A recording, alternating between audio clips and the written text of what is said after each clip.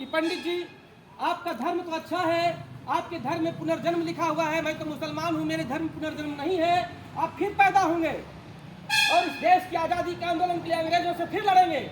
लेकिन मैं मुसलमान हूँ, मेरे धर्म में पुनर्जन्म नहीं लिखा है, मैं फिर भारत माता की सेवा करने के लिए यहाँ नहीं आ पाऊंगा, नहीं पैदा हो पाऊंगा। यही मुझे तकलीफ है, यही मुझे दर्द है, और इसीलिए मैं आपको सल्यूट करता हूँ कि आपके धर्म में फिर पैदाइश लिखी है और मेरे जन्म में, मेरे धर्म में केवल पुनर्जन्म नहीं है। इसलिए आप जब जब पैदा होंगे हिंदुस्तान की आज़ादी के आंदोलन के लड़ेंगे, लेकिन मैं एक ही जन्म में लड़ पाऊंगा। इसलिए मैं भारत भूमि को, भारत देश की आज़ादी के लिए इतना ही कम कर सकता हूँ। और हंसते हुए फांसी के फंदे को अशफाक उल्लाह खान चूम लेता है। लेकिन आज देश की परिस्थितियाँ क्या है?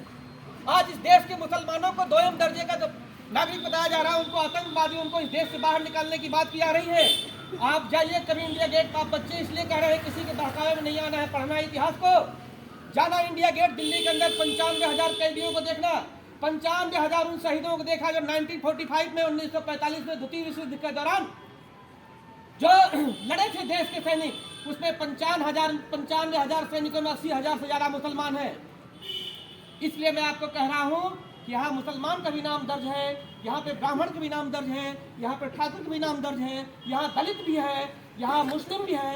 हमारे देश के जितने कौम के लोग हैं, सब लोगों ने मिलकर आज़ादी का आंदोलन लड़ा था। इसलिए सबका बराबर का हिस्सा है, कोई यहाँ गैर नागरिक नहीं है, कोई किसी को इस देश से बाहर नहीं निकाल सकता। यही पढ़ने का अंतिम लक्ष्य है कि देश की अखंडता और एकता बरकरार रहे। अगर इस देश की एकता और अखंडता को तोड़ने के लिए जो भी काम करता है, चाहे इस देश का प्रधानमंत्री हो, चाहे इस देश का मुख्यमंत्री हो, चाहे चीफ जस्टिस हो, कोई भी हो, इस देश को तोड़ने का अधिकार किसी को नहीं है। इस देश को जोड़ने का सबको अधिकार है। यही आज 19 दिसंबर का आपको सबक है। यही 19 दिसंबर के दिन को हमको जो है ये सबक लेना है, ये अपने मन में प्रेरणा लेना है। हिंदुस्तान की एकता के लिए हमको जो भी कुछ करना है, कभी हम जाति के नाम पर, कभी धर्म के नाम पर, कभी मजहब के नाम पर, कभी अगड़े और कभी पिछड़े के नाम पर हम कभी नहीं बटेंगे। हम सारे के सारे लोग भारतीय हैं, शुरू में भारतीय हैं, बीच में भारतीय हैं,